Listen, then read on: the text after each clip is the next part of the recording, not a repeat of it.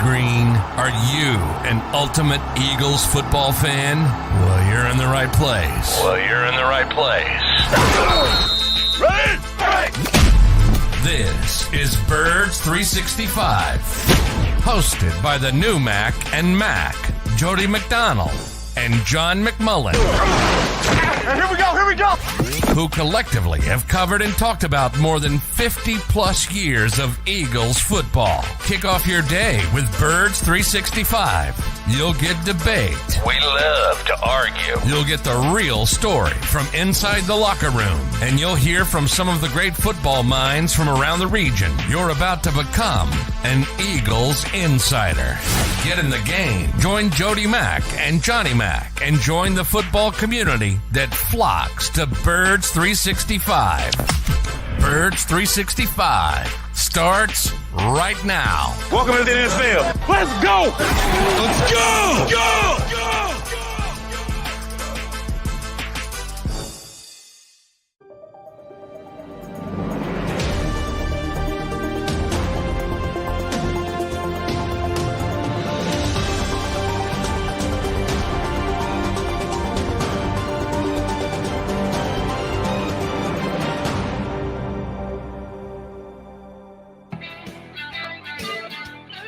And a good undefeated Friday morning here on Birds 365.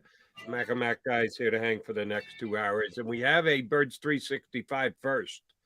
For the first time ever, the producer, the third person to join the stream. Johnny Mac and I kind of cut it close. We usually stream in with under a minute to go. John is almost always the last one, but he always makes it. He's here before 8 o'clock. Sometimes Jody Mack, a couple seconds late, gets lost in what he's doing. It's, oh, shoot, the show's starting. What the hell's going on? But we've never had our producer check in third. John and I were both ready to go and look at the clock going, hey, it's past 8 o'clock here. I guess Jeff Kerr was a little chatty today, huh, Johnny Mack? Chatty Jeff Kerr. Yeah, you know, it's one of those things, StreamYard. You can't do the overlap. So, you know, as a longtime radio guy, you got the overlaps, and you know, we can't talk to Jeff and seamlessly move in. The streaming world's gotta fix that. How do you like the overlap shows? It all depends on who you're overlapping with. Some people are very good at it and make it enjoyable and look forward to it. Others just want to get the hell out of Dodge. So it all depends on who you're doing the overlap with. I would be in the I want to get the hell out of Dodge category. Yeah. We'd love to talk to Jeff Kerr, but we can't. But he went a little long today, which means you're going to get a little less of us. Or maybe we'll step on our boy Rick Saratelli's toes. You never know. We do that. I'm sure we've done that. I'm sure we have. I know I get too chatty at the end. I'm sure I've screwed that up. I know we've run over a couple times. So we just busting stones on Jeff Kerr. Why? Because we can. No busting stones on the undefeated Eagles. Yes, we're getting closer to another Eagles game. It drags on these type of weeks when you go from Thursday all the way to Monday and no Eagle action. But there is some upside to it, Johnny Mac, because the Eagles have a couple of injury question marks, and tack on an extra 24, 30 some odd hours to get right. Don't know if they're going to, but because it was a push-back week, didn't get injury information till yesterday for the first time. And guess what? Eagles have a lot of resting guys again. That should come as no great surprise to anyone. Yeah, but they do have some questions at the cornerback position coming up this week. They do. Avonte Maddox, I'm very confident. I was very confident last Thursday that he wasn't going to play because I saw the injury in full time, and I knew it was a hamstring, and I knew, you know, the position he played, and I knew it was going to be very difficult for him to get ready. Even with the extra time, the mini bye, and even the extra day on top of that, playing Monday night instead of Sunday. And it looks like he wasn't. I'll give you an indication, a not good indication. You know, he and Josh Joe both missed practice with hamstring injuries. But Josh was out there watching the practice, you know, doing some things, mental reps, whatever. Avonte wasn't even on the field. So I think his is much more serious. I would not count him playing on Monday night against Washington. The good news is Josiah Scott was back in a limited fashion. He missed the Houston game with an ankle injury. So he was back, and that's good news. To be back so early, with, again, the Monday night game, even though it's limited, that tells me he's on track to play, and that's helpful because he's the backup slot corner. They didn't have him in Houston. Abante went down. They had to do all this mixing and matching, and it was a surprise to me. Everybody's like, well, you put Chauncey in slot corner. They didn't do that. They put Marcus Epps there, and they left Chauncey at safety, and they teamed him with Kayvon Wallace. So, you don't want all those moving parts, whatever your decision is. So it's good news that Josiah Scott will probably, my guess would be the nickel corner against Washington. All right. Worst case scenario, all three of the guys who have either most recently missed time or were limited in practice yesterday are all either unavailable, not playing, or start and come up lame with hamstrings and ankles, because those things can go on any given play. Andre Sachre got called up to the roster from the practice squad. Certainly he's a special teams guy who's going to play on the teams, but will he get any reps from the line of scrimmage perspective? Let's say all three guys are out and can't even play, can't even dress up. Who's the most likely other guy? Because they need one more D back. If you have three D backs out, another D back to add to the roster. Who would be the guy you think would most likely get a call up to the practice squad in addition to Sachre? I think at that point, it'd probably be between Mac McCain and our old buddy, the Mac and Mac show. We got to get that going. It seems like he's been around forever. Or Mario Goodrich is still there. They also signed a former Jet that you might remember, Javelin Guidry. That's where I was going. I thought he might be at the top of the list. Now, you're right. I saw him play. He's not great, but nor is McCain or any other D-backs they got on the practice squad. But kind of like the shiny new toy. Let's see if we can get a look at him. I would think he might be at the top of the list. Now, if he plays like Ron Guidry, maybe, but I don't think. No, and I don't know. You probably know more about Javelin Guidry than I do, but I know from looking at him and his frame, he looks like a slot corner. He's 5'9".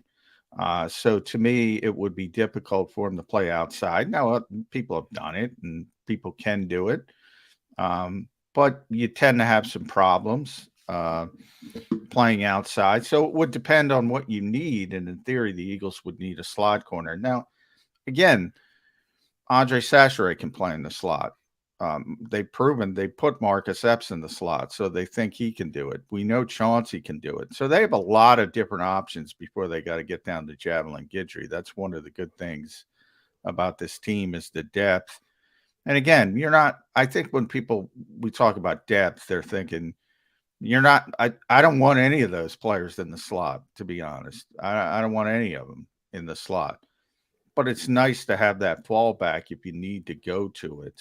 And I don't think ultimately the Eagles would need to go to it. But, Guidry has just got here. And if you're looking for an outside corner, because Josh Jobe I didn't mention because he's not playing slot corner. Right. And you're health with your starters, thankfully, at outside corner. So you're not looking for an outside corner. Mac has played a little bit in the slot. He's been here longer.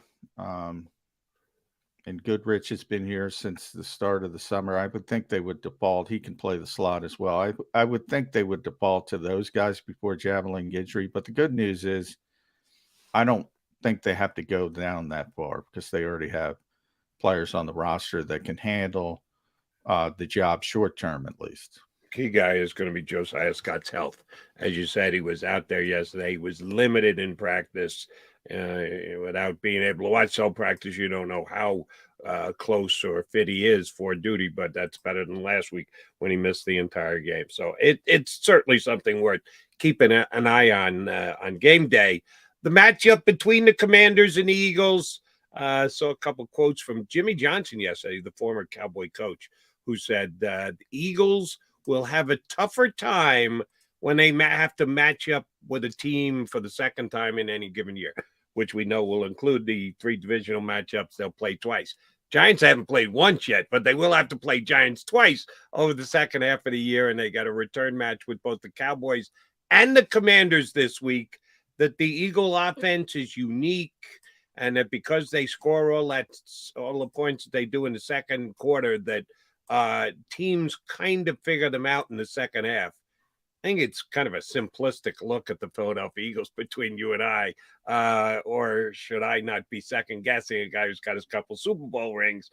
You buy into Jimmy Johnson's theory of the more you see the Eagles, the more competitive you can be against the undefeated Eagles. Yes and no, and let me explain what I mean by that. Jimmy's right. I've said this a lot of times. The Eagles are not a complicated offense. They are not a complicated. This is not Bill Walsh. This is not the West Coast offense. This is not the verbiage that you have to spend 6 months on to figure out. This is a very college-like RPO-based simplified offense. That part of it's true. Yeah, but can I interrupt you for just a second? It makes me laugh. You're right. Jimmy's right. You want to talk about a simplified offense? Who ran a more simplified offense than Jimmy Johnson with the Dallas Cowboys? Maybe no one in the last 40 years in the NFL. They basically tell you, here are the 8 plays we're going to run. We dare you to go ahead and stop them. So if Jimmy's going to point that out, that, they're not a really complicated offense. So what? Nobody said anything about you, and you were. Yeah, well, that's the point, and that's where I was going with the no. And you're right about Jimmy. And I think the natural assumption is when you say that, because I've gotten this, is that you're insulting someone. Right. You're not insulting someone. Not necessarily. You're pointing out the reality of the fact. And you bring up Jimmy. Jimmy's very honest in his book. We had 3 running plays. Yeah, everybody knew what was coming. I call it Larry birding people. When Larry used to go out, my favorite, one of my favorite basketball stories, Xavier McDaniel went out and told him, last second shot, Celtics down 1 or 2. I think it was a 3-pointer. So down 2. He said, I'm getting the ball right there. He pointed to the spot. Game over. He got the ball. He went right to the spot, shot over X-Man, who was a great defender, by the way. Bang, right in his face. Jason Kelsey did it when he was mic'd up. He said, you know what's coming. 4th and 1 sneak. He told the defense, you know what's coming. And the Eagles did it. And, first down. You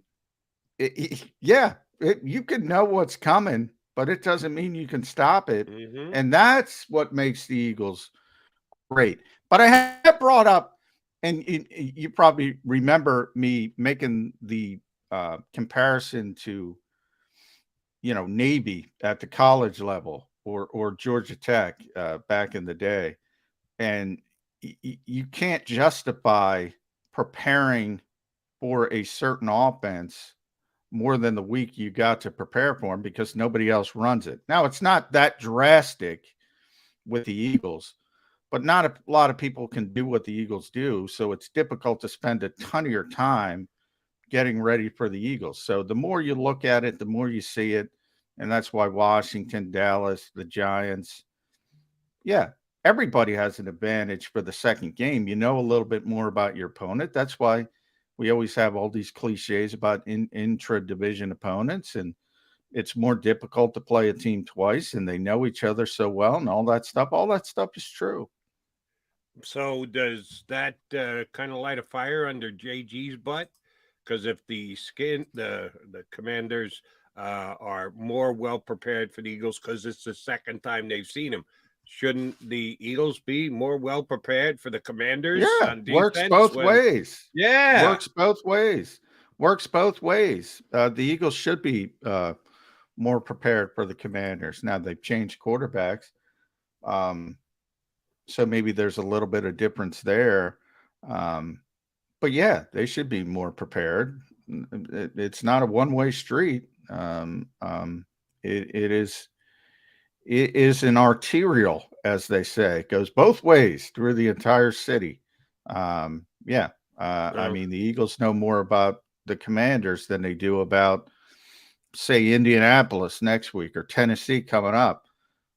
They don't know a lot about those teams. They know about the Washington Commanders and the Cowboys and the Giants, even though they haven't played this year. They will by the second game. Yeah, that works for everybody. I've got bad news for Jimmy Johnson. I think the Eagles offense is revved and ready to go this week against Washington. I think they're going to put up a whole bunch of points. Now, Taylor Heineke, believe it or not, does scare me a little bit with his making. Doesn't scare me at all, Jody. At all. I mean, at all. He is so limited. So limited. Okay. I hear what you're saying. He's got moxie. He's got people follow him. He's sort of like an untalented Jalen Hurts. People naturally want to play for him.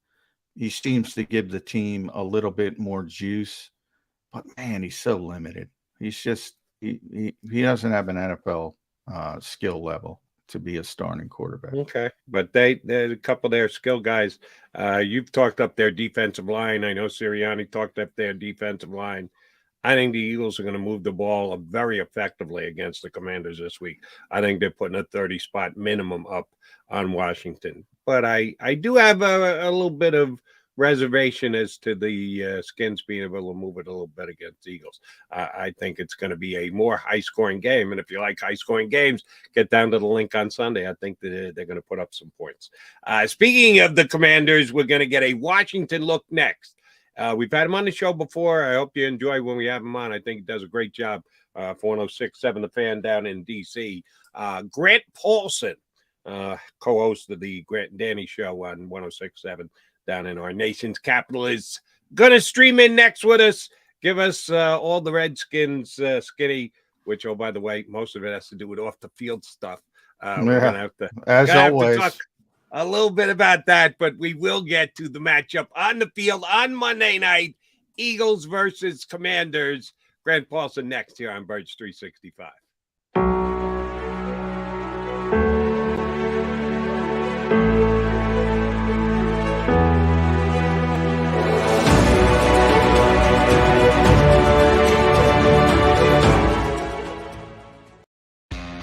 Go to get your game on.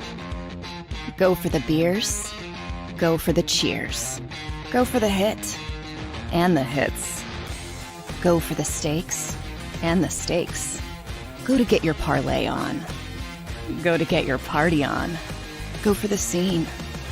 Go for the screens. Go for the gallery. Go for the win. Go to Ocean. Visit theoceanac.com to plan your visit. Since 1977 at Rafferty Subaru, we have always been about our customers and the community. Early on, a safe and durable option, we've evolved to become the best overall brand according to Kelley Blue Book. Over the last 14 years, we've donated thousands of dollars through the Subaru Share the Love event and found homes for hundreds of pets. The Rafferty family is proud of our 45 years in business. This month, celebrate our anniversary with special financing on select models. Visit us and see why.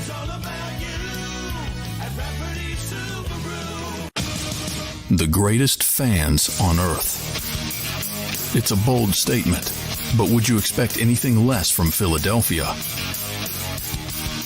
58 years of heartache creates a toughness, a grit, a resolve not found in most. Sure, our prayers were answered, but now that we've had a taste, we're looking for more.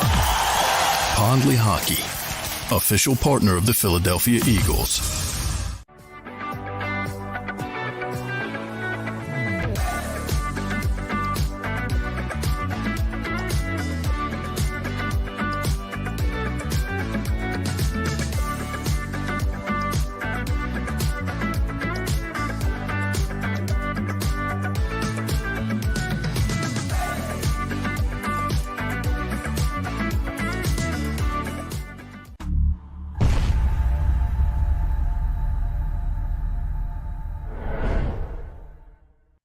Welcome to Pondley Hockey, we've helped over 100,000 injured and disabled workers obtain benefits, as well as some of the biggest settlements in the state.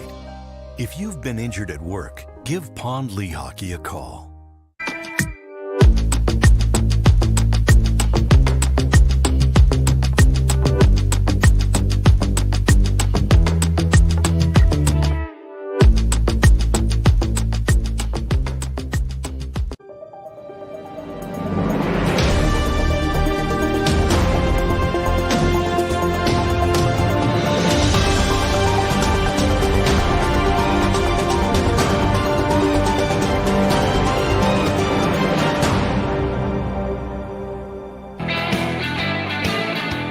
Appreciate you streaming on in here on Birds 365. Before we get to a Commanders-Eagles game on Monday night, we got a bunch of things to check out on the DC side from one of our favorites. You catch them every single day on 106.7 The Fan. Down in our nation's capital, Grant Paulson joins us here on Birds 365. GP, they keeping you busy down there in Washington, this Commander squad? They always do. Rarely about football. What's up, Jody? What's up, John? Hey, Grant. Yeah, I mean, boy, it's got to be difficult. I feel for you guys down there. I mean, now we got the DC Attorney General getting his nose.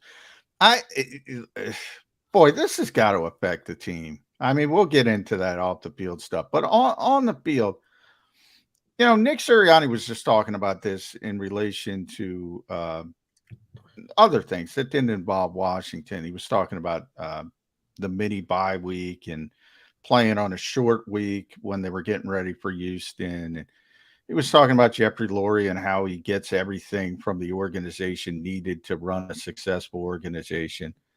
I don't think Ron Rivera is going to be offering that type of information anytime soon. Is that fair? You would be correct. Yeah. And I think all the time about what Ron Rivera must think about his decision to come here. You know, before he ever coached a game, they changed the name, and there was all kinds of obviously social unrest that summer. And so they were having these really important critical meetings with players and members of the organization to come together. He was dealing with so much stuff that had nothing to do with football. And on top of that, you know, there was a massive dispute between Dan Snyder and at the time his 3 minority owners. And in a lot of ways that triggered all of this. They wanted out. They were at odds. Dan bought them out for the other 40% of the team. So he then owned 100% of the club.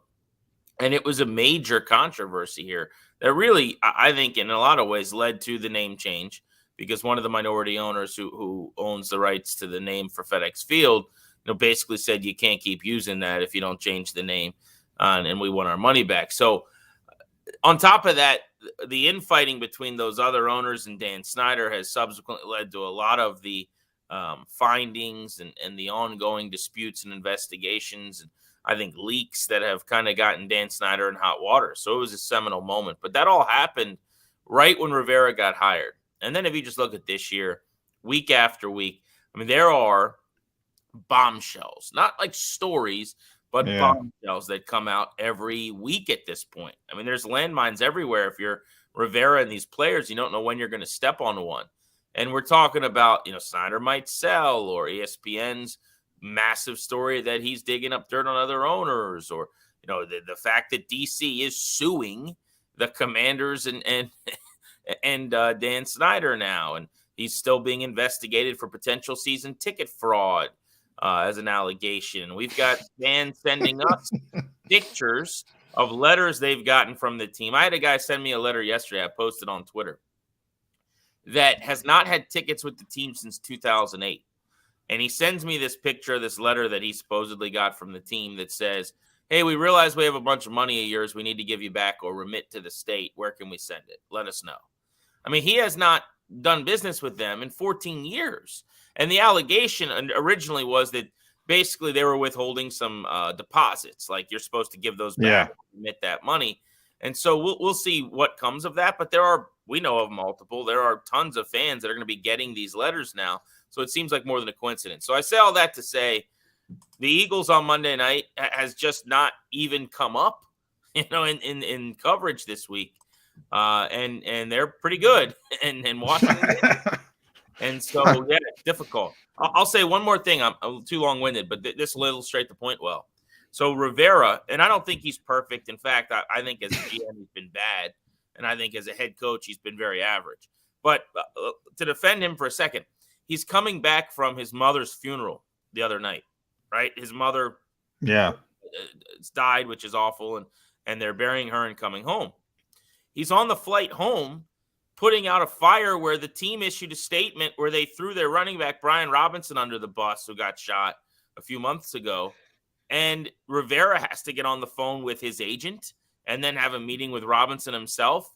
It's, Wednesday night. Like, the next day was Thursday. He was starting with a team meeting, essentially, from what I was told, to apologize on behalf of the higher-ups in the organization that he has nothing to do with.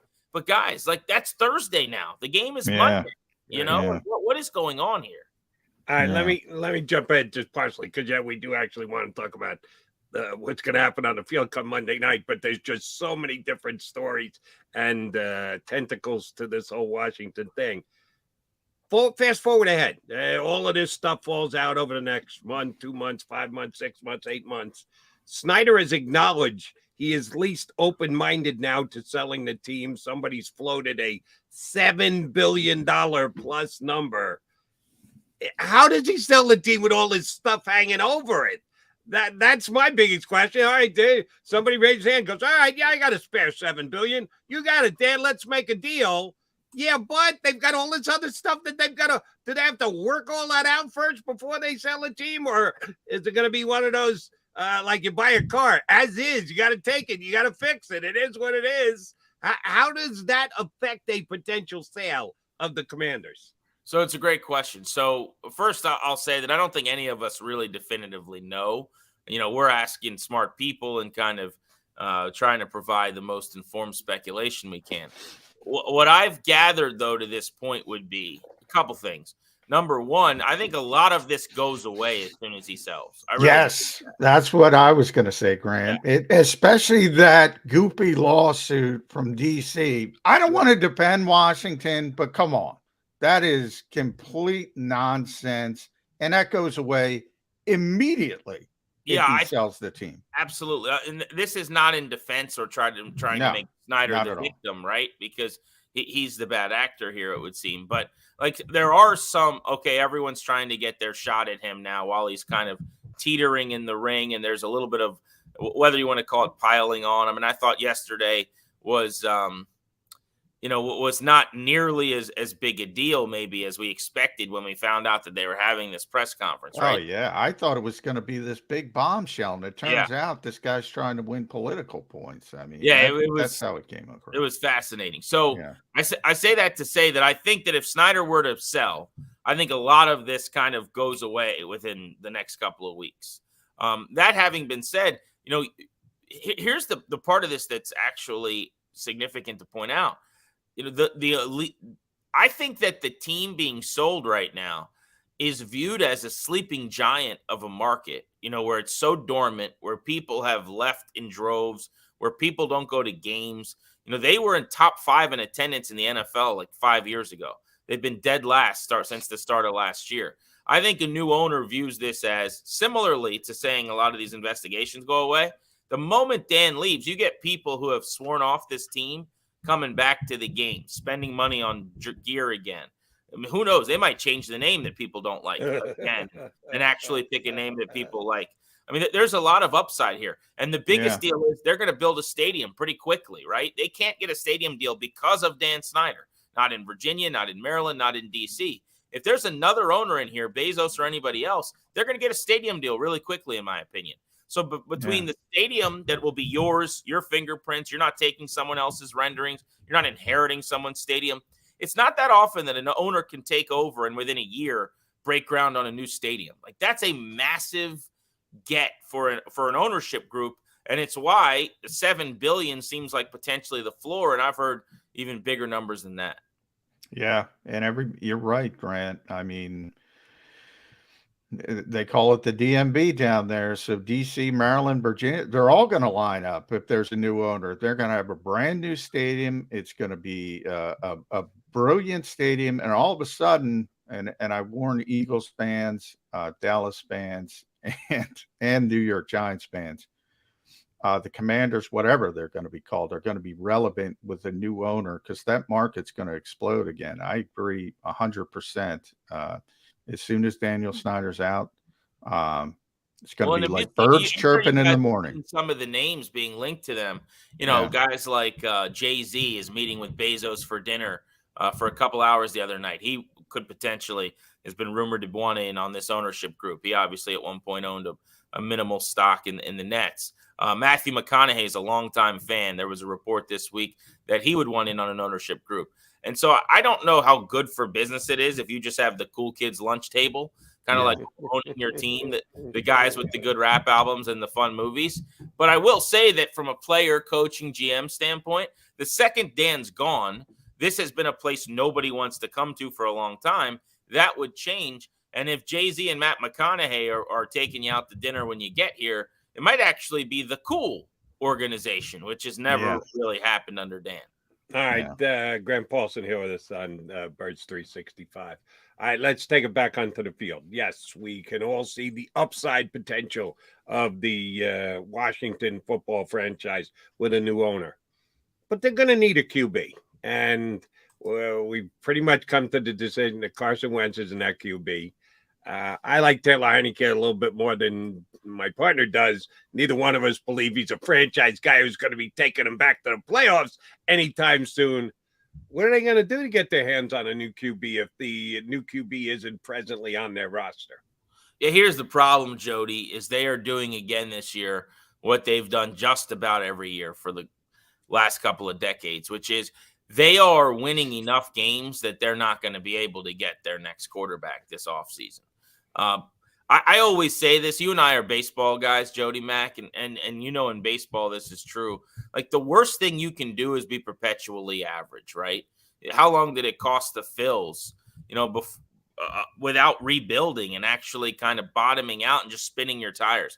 That's what the Commanders have done for years. So they're going to win 8 games or whatever, 7, 8 games, 9 games this year if they get really hot. And they're going to be picking somewhere between 17 and 20. And goodbye quarterback, right? So that's the problem. I mean, if I ran this thing, they would bottom out. You would prioritize getting better for the future by way of a short-term ripping off of the Band-Aid. They refuse to do that. On Heineke, I'm probably more in line with John, it sounds like. I mean, he's a great backup. I can't wait to not have to watch him start games again. He's extremely limited. Yeah.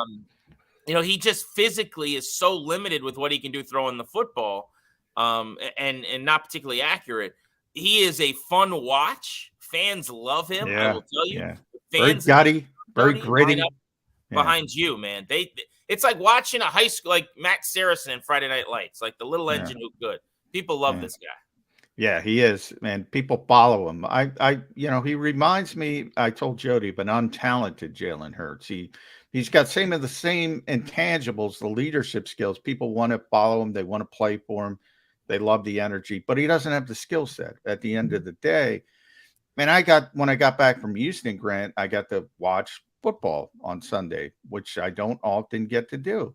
And the local game on here was Washington, Minnesota. 2 things I came away with. Taylor Heineke has got some issues. He's got some limitations. And that defensive front is outrageous. And they're going to get presumably Chase Young back. But I'll start with Heineke. You take the back judge out of that game. He throws for 99 yards or whatever against a team that has let everybody throw on them, even though they're a good team record-wise.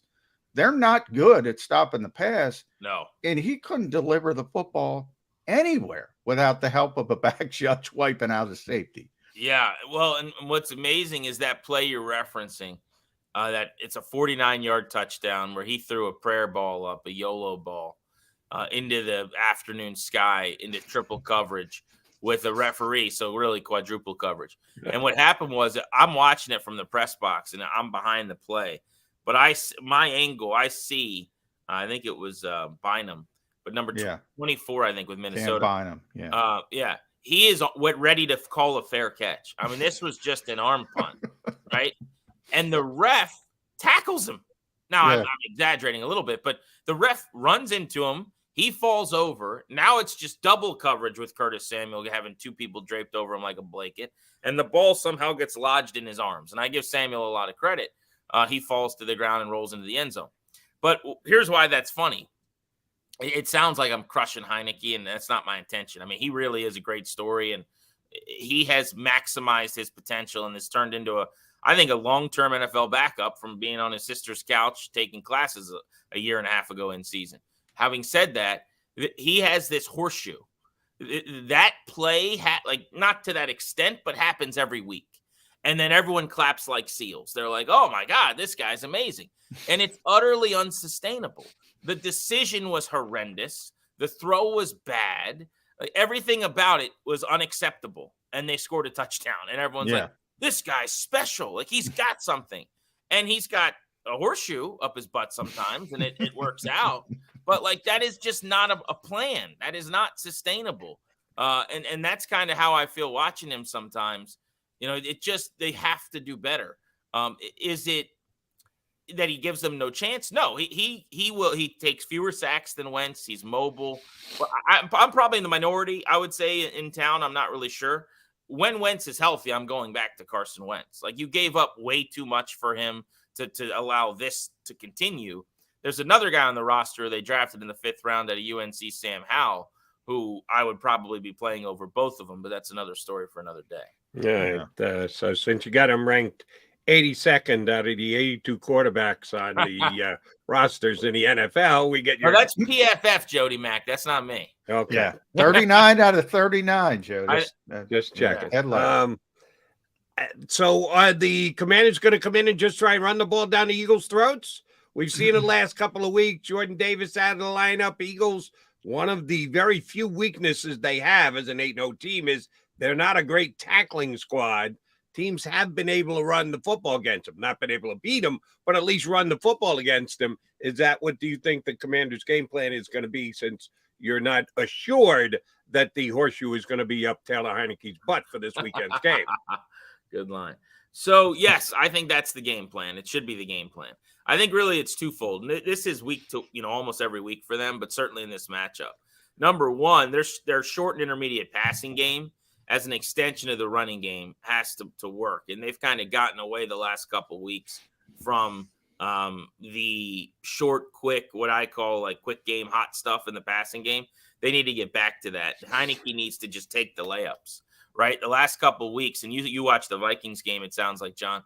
I mean, he was turning stuff down for 3 and 5 yards to try to take these shots that weren't coming to fruition. So I think from a philosophical standpoint, they got a program in this week on, hey, we're not going to go broke taking a profit. We're staying on the field.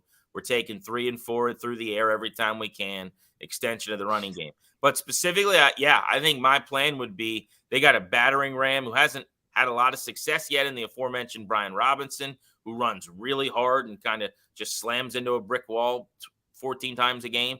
I would plan on prioritizing him between the tackles, using Antonio Gibson out of shotgun, running outside zone, some stretch stuff.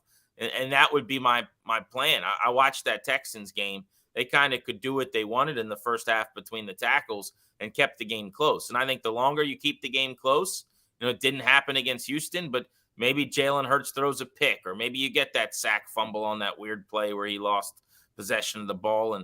And next thing you know, it's the third quarter and you're down a field goal. Like, that to me is what they should be trying to do, is kind of muck this game up and make it a little bit more of a, boxing match than the freestyle style points.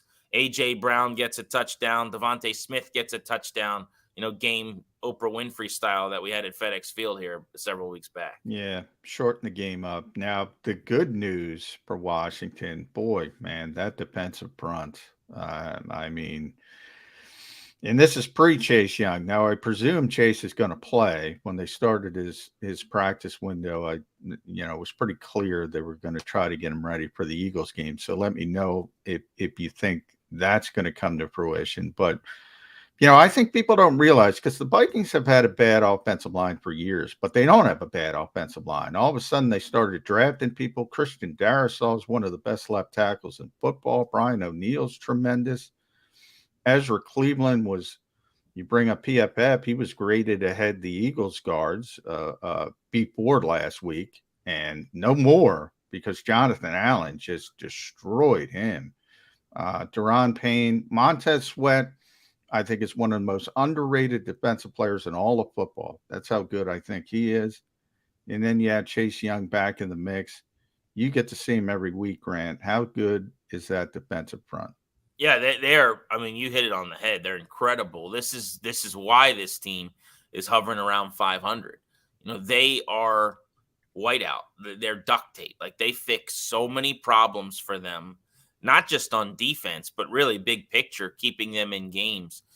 Just to run through it, I mean, John Allen made a Pro Bowl last year. He's a first-round pick out of Alabama now in his, I think, 6th year in the league.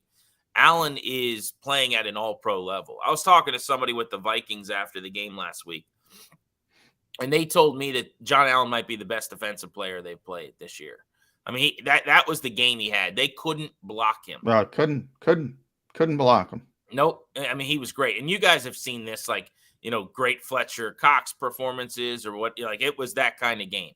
On the other tackle spot, Deron Payne is having a career year. He's also in a contract year. There's a chance he walks, starting to look more like maybe they franchise tag him. But you think about it, there are 8 games to play for Washington. He's got more sacks, 5.5, and more TFLs. I think he's got 10 tackles for loss than he's had at any point in his career. And he has been over, multiple years, in my opinion, played at a Pro Bowl level, just to give you an idea of how well he's playing. Like, he is close to rivaling Allen, who's had one of the best seasons I've had a defensive lineman here in years. And then Sweat, because he doesn't always get the sack totals, I agree with you categorically. He's just so underrated. Had 6 pressures last week. I think he hit Cousins 5 times. He's always involved. He is a menace, and he's huge. He's long. He's got big arms. He bats balls down. We've seen him, he's got the occasional go up the ladder and pick the screen off kind of play in his bag as well. Montez Sweat is a unique specimen. I mean, he looks like an action figure.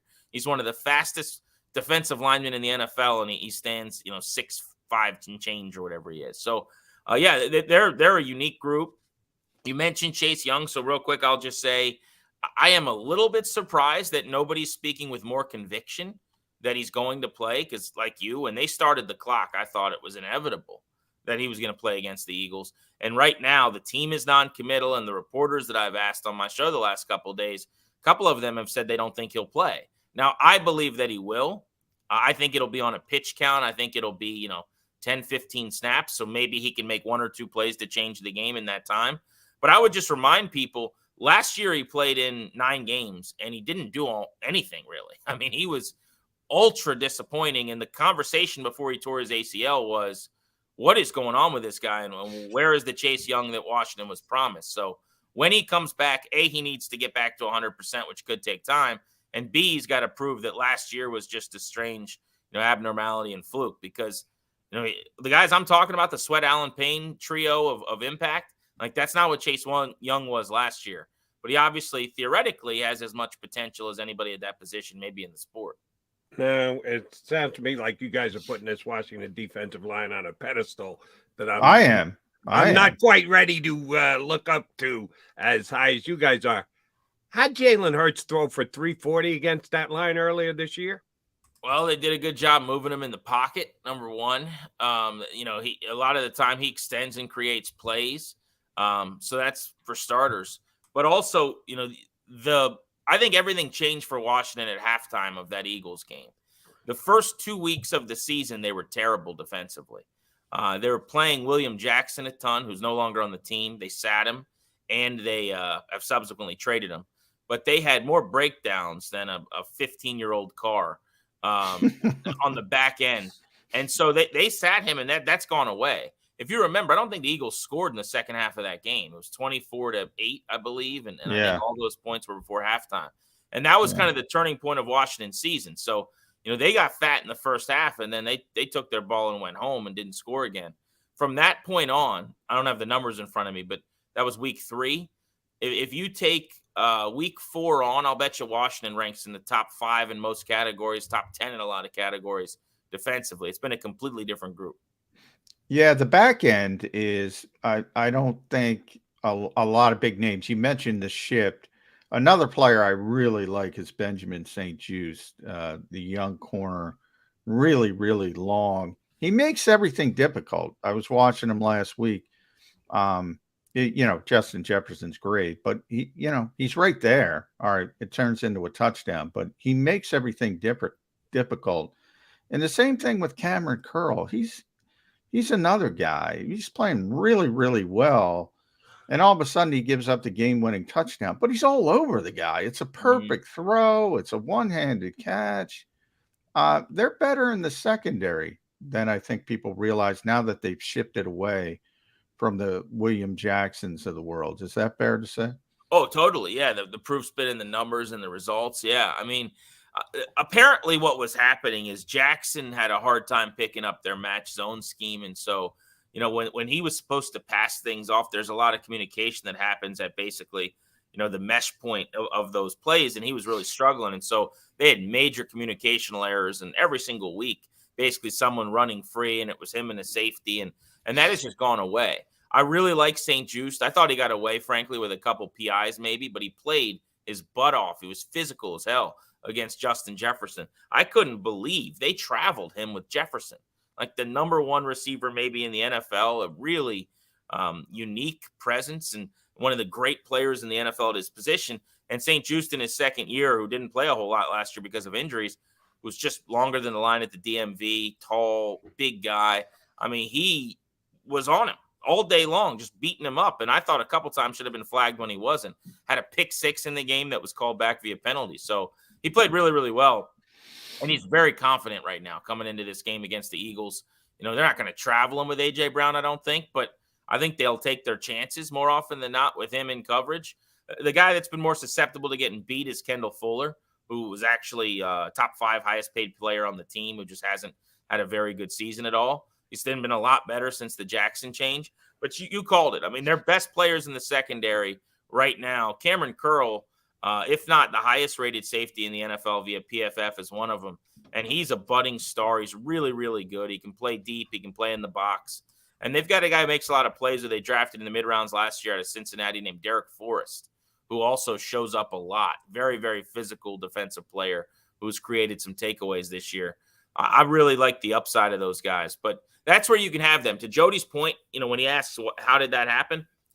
They still can be had throwing the football, I think, particularly in quick game. But if you're able to move the pocket, you're able to hold up, keep a tight end in or whatever, your D-line's not going to win every single play. On those snaps where you got time, I think you can still make a play or two against this defensive secondary. Last thing for me, Grant, flip it to the other side. We remember the first game, Carson Wentz sacked 9 times. 9. Not 6, not 8, 9 times. And knowing Carson as well as we do here in Philadelphia, we know we got to point the finger at him for at least some of them. He just holds on to the ball too long. That's become his modus operandi. That's not the case with Heineke. He's been sacked certainly less than Wentz has. Scheme, improvement on the offensive line. Why are teams getting home less against the Commanders than the Eagles did in their first matchup? Well, it starts with Heineke. I mean, Heineke does a better job in this regard. And this is why that there will be people advocating for him to keep the job when Wentz is healthy, I'm sure. He doesn't just get the ball out faster the majority of the time, but he eludes pressure. He is mobile. He escapes. He's going to make the line look better.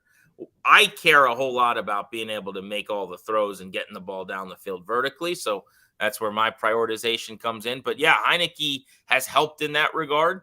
And I also think the line is playing better. That 9-sack game against Wentz, let's say you go 5 against Wentz, 4 against the line. 4 sacks is too many, right? I mean, that's pretty ridiculous too. Their line is in a better spot. At that time of the season, they were in game 3, I think that was, starting their third different center.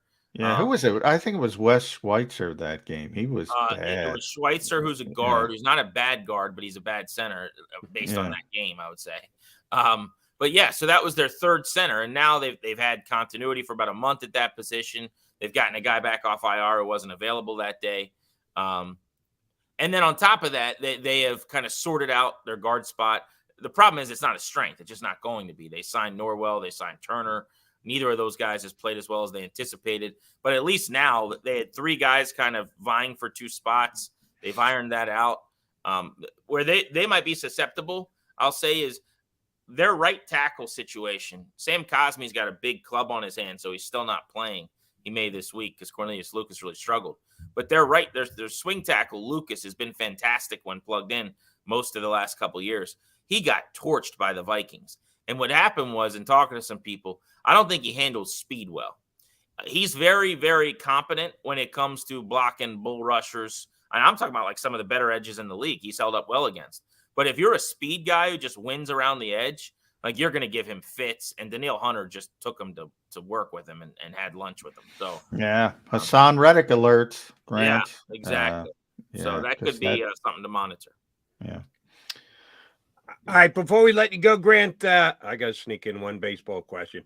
Follow him on Twitter at Grant H. Paulson, H for hitter, because I know what a baseball guy he is. Trey Turner coming back to the NL East to play with his buddy Bryce Harper here in Philadelphia? It would not surprise me at all. I was told, actually, right around the All-Star break by somebody that Trey Turner is coming back to the East Coast. Who I would say would have some knowledge of his thinking. That was his preference. You know, he wanted to come back this way. And so I started kind of kicking some ideas around. And I've kind of long thought he's coming back to the division. Atlanta is interesting to me, but, you know, the Swanson situation being up in the air, I don't know why you wouldn't pay Dansby for all he's done for you and then bring in a hired gun like Trey. The Mets, because they just have so much money, should be in on a guy like that, and why wouldn't you? But yeah, if I had to, you know, not before even some of the rumors this week, we were talking about it on the show. If I had to bet on where he'd end up, I think I'd put money on Philly. I think it makes a lot of sense for them. That's what Philly fans want to hear coming off a World Series appearance this year.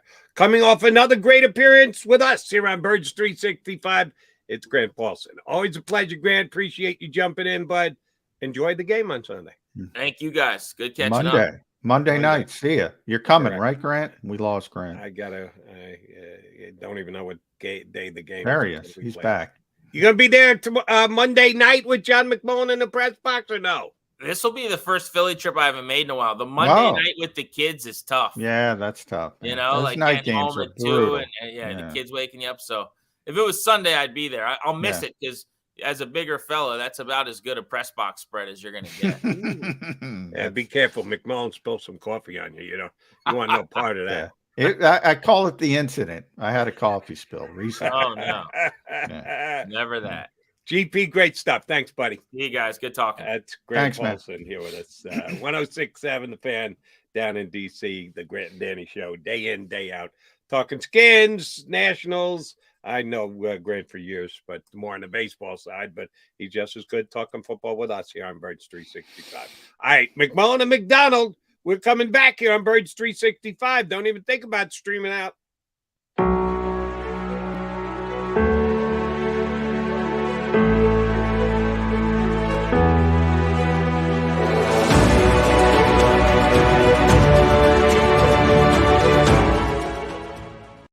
Philadelphia fans, were cut from a different cloth.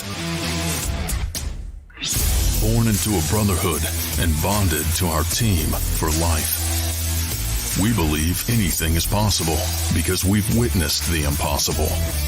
While we may be from different neighborhoods, come Sunday, we are one, and we will be heard. Pondley Hockey, official partner of the Philadelphia Eagles.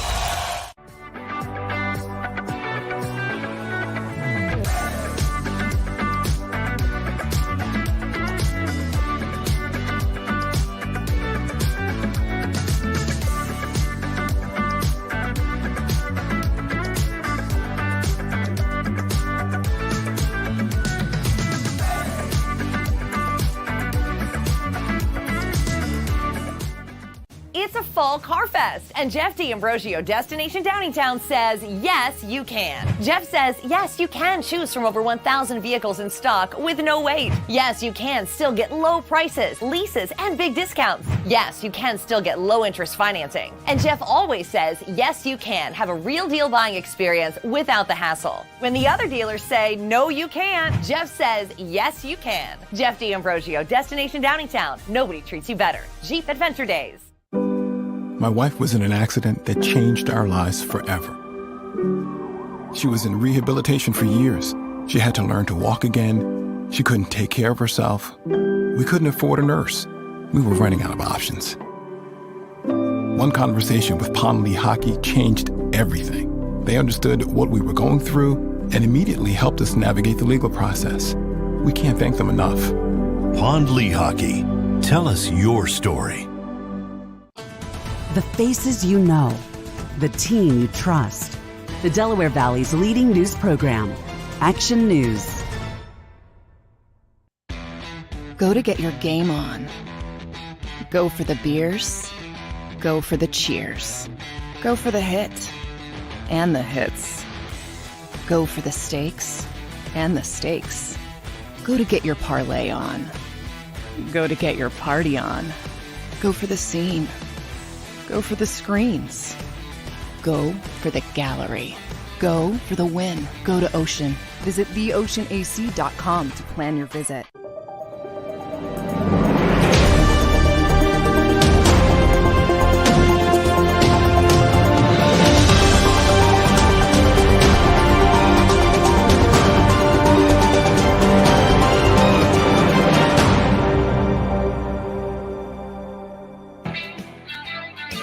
Appreciate you sticking around with us here on Birds 365. Johnny Mac, what are we going to ask our loyal streamers to do for us here on this Veterans Day? We are going to ask them to like, share, and subscribe to the show. JAKIB Sports YouTube page. Algorithms, Jody. It's all about the algorithm. We need to jump up our algorithm. We're sitting in the midst of an undefeated season. But I want to thank people because we're over 400 shows now. So, and obviously that's because people listen and consume to the show. So I want to thank the listeners. Same here. And it's an easier show to do when a team is good. Johnny Mac and I got this going before last year, and the Eagles were kind of a surprising above 500 team, made the playoffs. Nick Siriani, rookie year, some really good storylines. Oh, it's so much easier this year when they're 8-0, and they are the class of the National Football League. So keep coming back. Eagles are going to keep winning. We're going to keep talking about it. Please stay right here with us on Birds 365. Now, that being said, I also want to point out for Eagle fans how this could have gone differently. We just had a great time talking to Graham Paulson and talked to him about the future of that franchise. And if they sell and Dan Snyder's no longer the owner, the thing could turn around in a hurry, both from a financial standpoint, a stadium standpoint, a value standpoint. But on the field, they might have one big hurdle they got to get over is the fact that they don't have a quarterback. Because, man, did you guys just bury poor Taylor Heineke. Not good, Jody. Guy sounds like he shouldn't be starting for a DC high school team this weekend. Listening to you and Grant. Well, Grant compared him to a Friday Night Lights quarterback. Exactly. But he also said, to be fair, and I say this too, I think he's a really good backup quarterback, but I think he's a backup quarterback. I think he's limited. And the more you see him, the worse it gets for him. He's got to start this week against Eagles. So, excuse me, I get choked up when I talk about Taylor Heineke. I don't really care about Taylor Heineke. I just think he's a little bit better than John and or Grant do. But he is not. He's not a future star. He's not a franchise quarterback. And you're right. He's a backup. There's a reason he's playing. Now he's backing up a bad starting quarterback, so he may end up staying the quarterback longer than he probably should. He's not a guy you go into the season, all right, we're good at QB because we've got Taylor Heineke. No, I get that. He's not that guy, but I just have a little fear of him this week. I think he might be able to make some off-schedule plays against this Eagles defense. But the future of the Commanders, we can talk about what we want. You got to get yourself a quarterback. You really want to compete in the NFC? You want to compete in the NFC? You want to go? It's been a long time since they've been actual Super Bowl contenders in the nation's capital. Well, first things first, you got to get Dan Snyder out of town. But a very close second is you got to get yourself a quarterback. And they're in that malaise of the middle. They're not bad enough to be at the top of the draft. They're not good enough to think that they're actually competing. So they're kind of stuck in the middle, which is the worst place to be. The Eagles could have been there this year. We're now all excited because they're 8-0 and they're the best team in the National Football League, and Jalen Hurts is playing like a superstar MVP candidate. Oh, wasn't that long ago, John. We're up to show number 402. Back it up to about show number 250, leading up shortly after the NFL draft. Where were the Eagles going to go? All right, they hadn't gotten Russell Wilson. They hadn't gotten Deshaun Watson.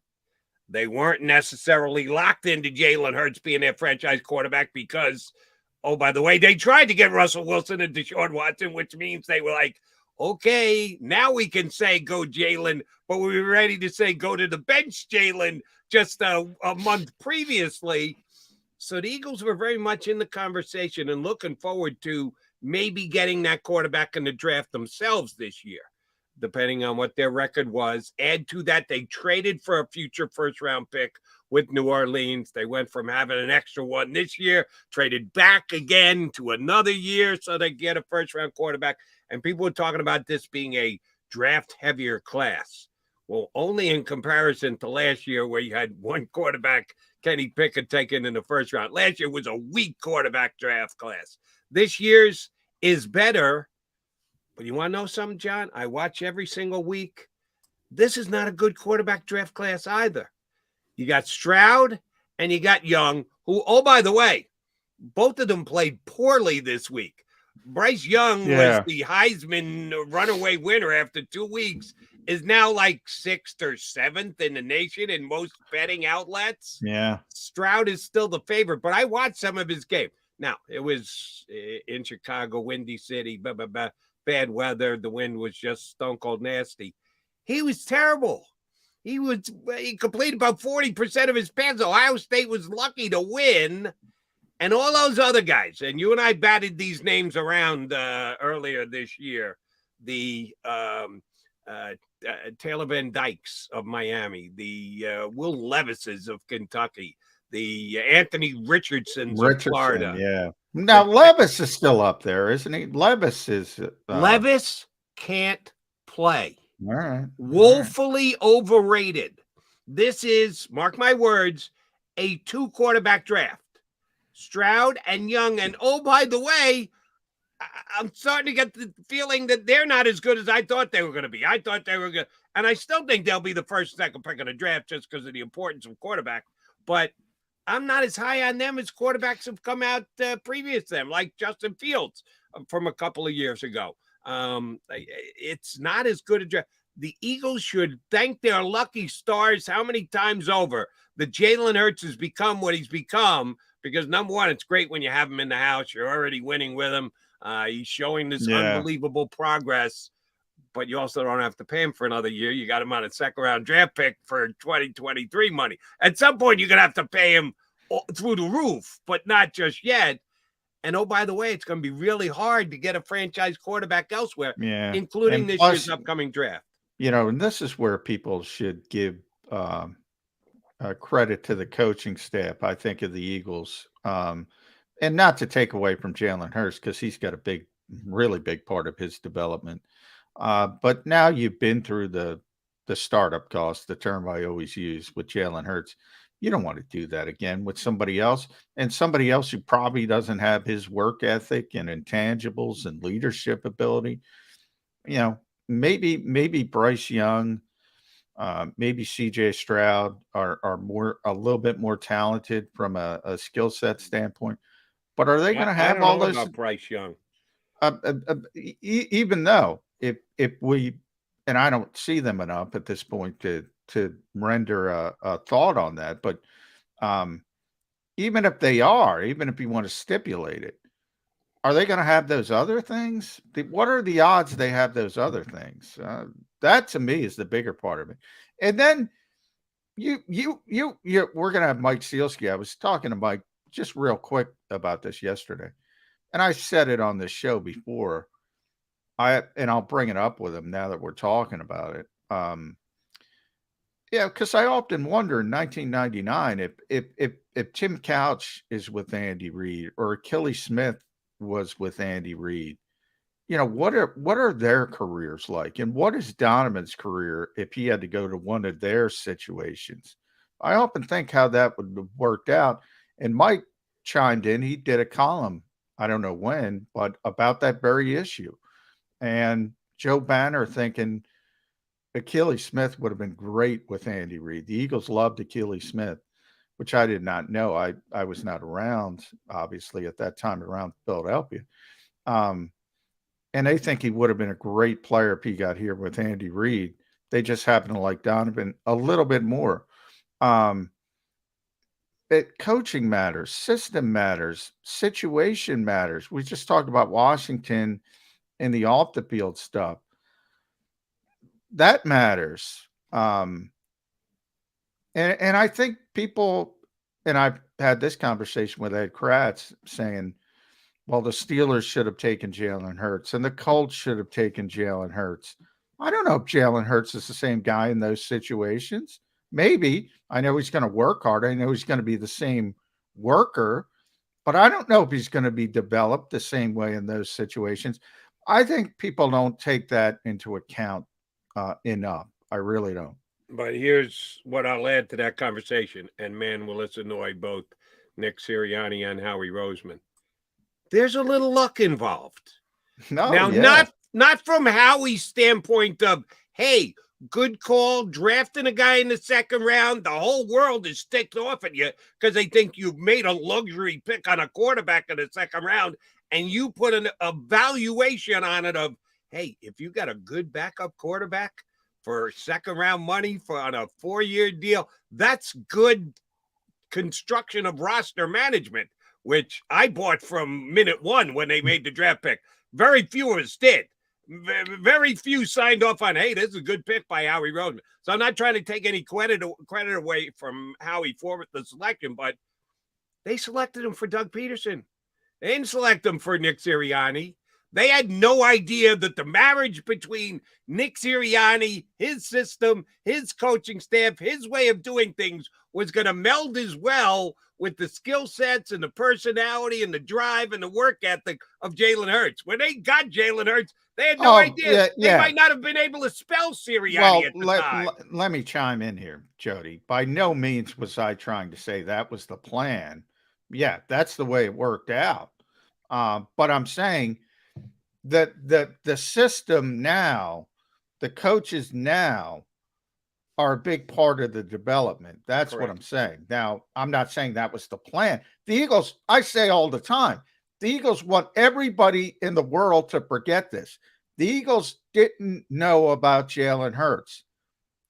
As late as this offseason, they were trying to get Deshaun Watson. They were trying to get Russell Wilson. They want you to forget that, but They were trying to do it. They had no stinking idea. So by no means am I trying to say that was the plan, but the ultimate end game for Jalen Hurts is he got in this situation with this coaching staff, and I think it has helped him.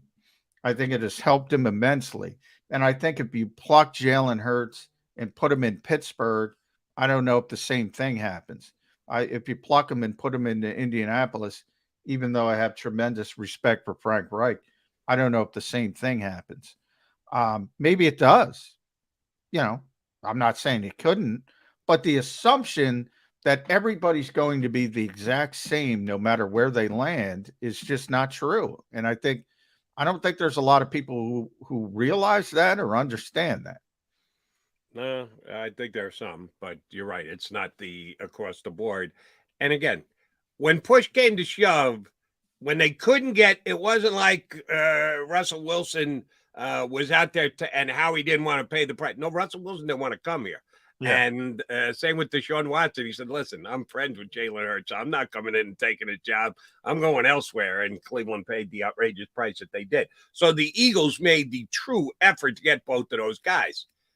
But they did stick with Hurts. They could have gone in another direction. They could have went out and traded for Matt Ryan if they were that unsure about Jalen Hurts. I think they had confidence in Hurts. I think they were certainly willing to go with Hurts after his first season as a starter last year.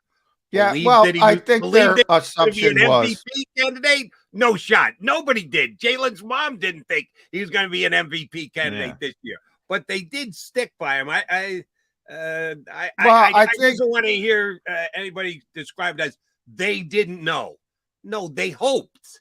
They didn't know he was going to be an MVP candidate, but they were certainly willing to give him their starting quarterback position back again. And I think you got to give him at least that much credit. Yeah, I mean, they wanted to hit a home run. I say it all the time. They didn't want a double. They weren't interested in a double. They weren't interested in a slight upgrade. They weren't interested, even Justin Fields, who has tremendous talent. They weren't interested in a quarterback that they didn't think was going to be a home run. They didn't want to go through the startup costs again with a younger quarterback who wasn't, flawless from a prospect standpoint. And, they weren't taking even a triple, forget a double. They wanted a home run or nothing. And they considered the home runs Russell Wilson or Deshaun Watson, and they weren't able to get either because neither would come here for varying reasons.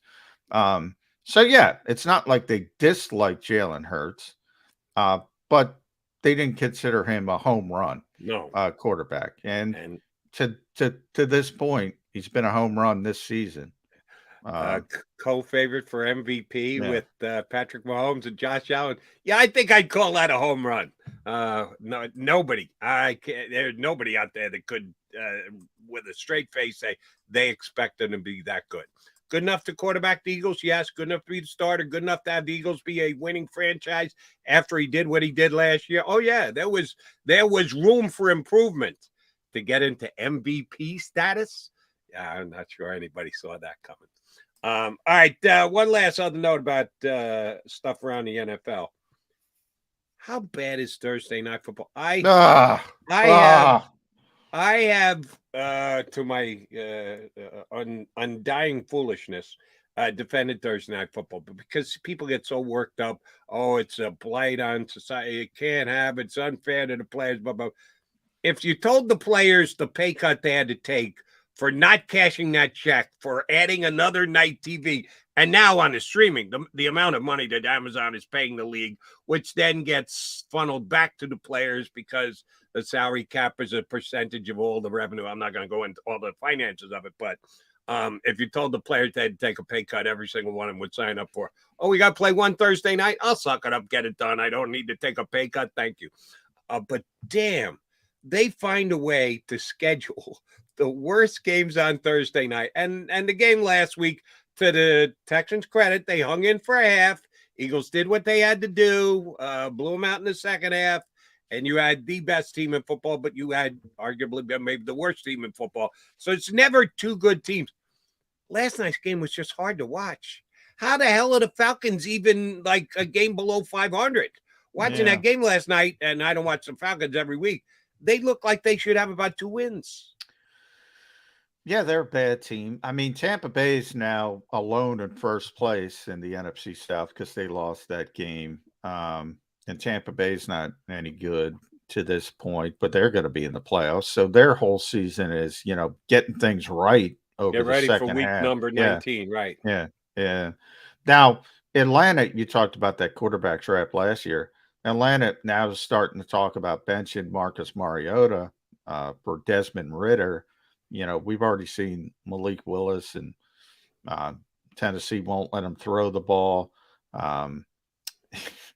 We saw P.J. Walker. P.J. Walker's winning games in this league with Carolina. For throwing for 100 and change? Yeah. You got on Taylor Heineke because he would have had 99 if not without help from the back Not judge. good. That's my point. The quarterback play is atrocious. The problem with parity And when you only have a few really good teams, is you're in these Thursday night games, you're stuck, man. I mean, you're stuck. You from that standpoint, look, Thursday night football stinks. I'm not talking about the finances. I'm not talking about that. Thursday night football stinks because football's not a game that you can play back to back that quickly. You got to, from a rehab standpoint, you got to get your body ready to play. They don't practice. Nobody practices. Nobody. We make fun of the Eagles. Nobody practices on these short weeks, Jody. It's all walkthroughs. It's all nonsense. You don't even get one real practice in, and they just show up and play on Thursday night. And the league expects them to have a aesthetic product. No, they don't. They just want the money. Players want the money as well. They're part of it. Yep. It's an aesthetically awful game every Thursday night almost. And the only time it isn't, Jody, is when you have a high-scoring game and people think it's exciting because there's a lot of points scored. It's still sloppy and ugly, and nobody's ready to play. But it's money. It's money. And, oh, by the way, I know I'll get killed on the stream for this one. Because we're football junkies, so we watch Thursday Night Football, and I have to speak into my remote Amazon Plus so I can get the stream up and going. As bad as the football is, as ugly as the football is, Al Michaels and Kirk Herbstreit are really good. Now, I watched a little of that pregame stuff. That's no bargain. Halftime, no. Post game, I can't get out quickly enough because I don't really care what the guys who are on that panel have to say, including Richard Sherman, why he's even got a gig. I'm not 100% sure. But Al Michaels is still Al Michaels. He's still great. And I've been so pleasantly surprised with Kirk Herbstreit. He's college. He's Mr. College. I've been watching him on Saturday mornings for 20 years. And he steps into the NFL, and he sounds like he's been doing that for 20 years, too. Which, oh, by the way, come Monday night, I know there'll be the haters out there. Eagles are lucky to have Joe Buck calling the game on ESPN because it's a Joe Buck hates the Eagles. You know that, Jody. He hates what's Joe Buck's favorite line? What is? I don't know. You tell me. I hate, what is it again? Oh, I like everybody except your team. Oh. Yeah. To all the fans. In other words, every fan base hates Joe Buck because Joe Buck hates every team, or so they believe that. I think he's a phenomenal play-by-play guy, and Aikman's great too. So Eagles are lucky; they have a really good announcing team. Even though Tuesday morning when we do the show, we'll get people on the stream. Did you hear Joe Buck rooting for the Commanders last night? No, I didn't. Well, I'm lucky; I don't have to listen to that. I don't have to listen. That's right. To You're broadcast. not even there. Yeah. I'll be watching it on TV, and Buck and Aikman will do an outstanding job calling the game because they do basically week in and week out. All right, McMullen and McDonald coming back. We gave you a look insight to the to the Washington Commanders. We had Grant Paulson on earlier. We'll get the lead sports columnist here in town to join us next. Mike Sielski up on Birds 365. Stay here.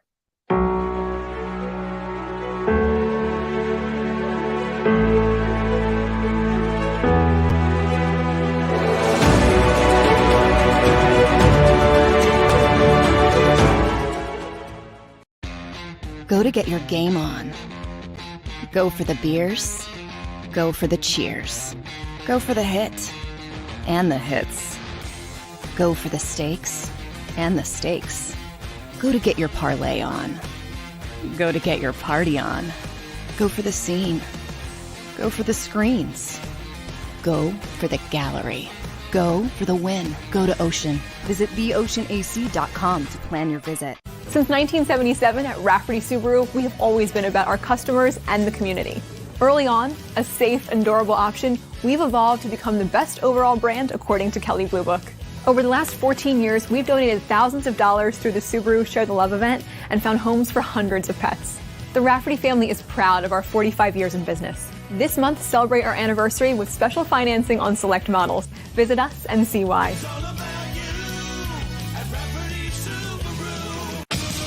The greatest fans on earth. It's a bold statement, But would you expect anything less from Philadelphia? 58 years of heartache creates a toughness, a grit, a resolve not found in most. Sure, our prayers were answered, but now that we've had a taste, we're looking for more. Pondley Hockey, official partner of the Philadelphia Eagles.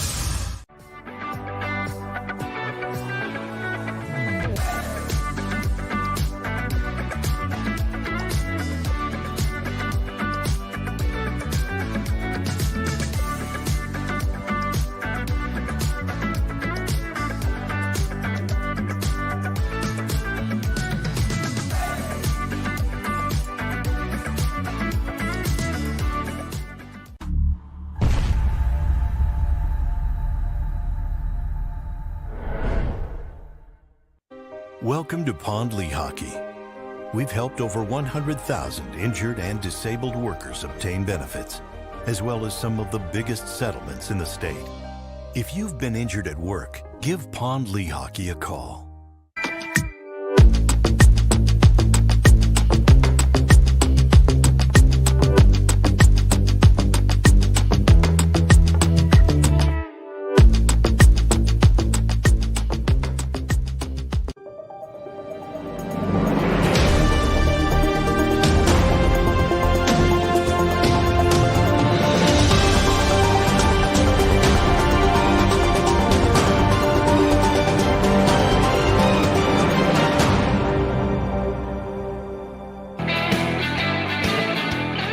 Next 25, 30 minutes, got Mac, and Mike.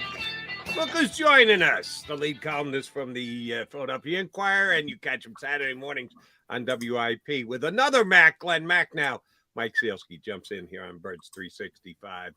All right, Mr. Sielski, Monday Night Football, what does that mean for you? Everybody comments about what Monday Night Football means to them, affects their life, where they watch it, how they do it. Joe Buck is very good. What do you think about Monday Night Football games for the Eagles? I love it, Jody. I still remember being in 8th grade, I think it was, when the Eagles played the Giants on Monday Night Football, that memorable game where Carl Banks hit Randall Cunningham, and Randall seemed to float on air and stay on his feet and throw that touchdown pass to Jimmy Giles. And I just remember how excited I and all my classmates were at the idea that the Eagles were now back to being good enough that they would be on Monday Night Football. So yeah, it was a big deal back then. It was. There was no Thursday football. Obviously, there was no Sunday night. Monday night was the prime game beyond all others. So I still get a little, juiced with it whenever the Eagles play on Monday night. Speaking of juice with this Eagles team, and you and I we're talking a little bit. Jerry Longman was there. So I want to talk about two things. One, the expectations of the Eagles, Jalen Hurts, but this underdog mentality. Now you see, Jerry showing up from the New York Times. This is the best team in football. And I get this thing. You've been around this city for a long time now, Mike. It's got the underdog mentality. Jason Kelsey is out there introducing his brand of clothing, underdogs. This team isn't an underdog. The Phillies were an underdog against the Astros. The Union were an underdog if you're a soccer guy. The Philadelphia Eagles are not an underdog. I find a lot of people have trouble accepting that. Do you see that, Mike? I do, John. And I think the difference is the expectations with which the team entered the season. I've always maintained this, that in some ways, the worst season in Philadelphia sports history, or at least the two that were the worst, were the 2011 Phillies and the 2002-2003 Eagles, because those were teams that entered their seasons the favorite to win the World Series and to get to or win the Super Bowl. And that's the kind of situation that I think Philadelphia fans have a really hard time dealing with, because naturally they are always looking up for the safe or the anvil that's going to fall on their heads at any moment. Yeah. I agree with you now that the Eagles are not an underdog anymore. And I agree with you that they are the best team in the NFL. But they didn't start out that way. And so I think people are having an easier time kind of reconciling themselves to this idea, or at least rationalizing, I should say, that the Eagles are still underdogs. Jalen Hurts, people had a lot of doubts about him, and people had a lot of doubts about this guy and that guy, and all the things that we lived through in 2017 and 2018 as they were on their way to winning the Super Bowl. This team and this fan base are still relying on those kinds of factors and tropes.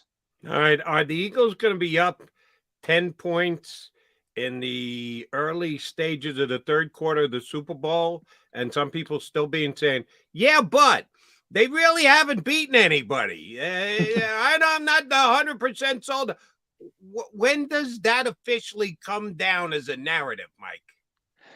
I think probably once they win the Super Bowl, or maybe in that scenario that you're describing, Jody. I think if the Eagles were to make it to the Super Bowl, score points in the third quarter. We know they can score in the second, but they actually have to get through the third and be up double digits going to the fourth. Then I think they can put it in their rearview mirror. Yeah, that's what I was going to say. Is I think most Philadelphia fans would be on, chewing their fingernails and having small heart attacks throughout any Super Bowl that involves the Eagles, and they won't be able to relax until it's over. But yeah, I think most fans are looking at this and saying, this is different from the Donovan McNabb, Andy Reid Eagles. And this is different from those rare occasions when other teams in town have been expected to be great. I don't think the Eagles have that expectation yet. So I think there's a little bit more of people looking at this and saying, wow, this is a great ride. Isn't it amazing that Jalen Hurts came out of nowhere to play this well? Isn't it great that A.J. Brown has been every bit as good as advertised? Isn't it great that the defense is playing this well, et cetera, et cetera? Speaking of Jalen, and you mentioned Donovan McNabb, I thought it was interesting. Mike, if you remember yesterday, I was chatting. I often wonder if Tim Couch or Achilles Smith got with Andy Reid back in 1999 and Donovan had to go to their situation, how would things have worked out? And you told me you wrote a column about that, Achilles Smith, back in the day.